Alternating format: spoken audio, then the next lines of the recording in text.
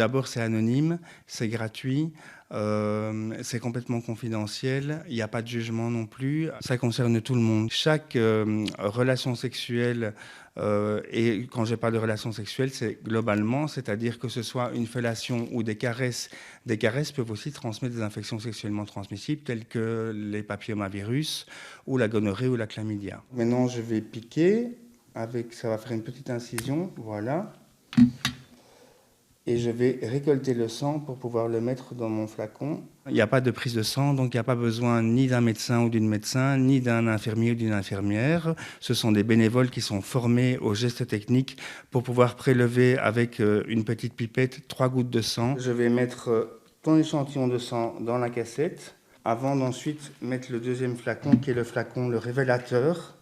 C'est ce qui va indiquer les points qui me permettront de voir si tu as été en contact avec le VIH, la syphilis ou l'hépatite C.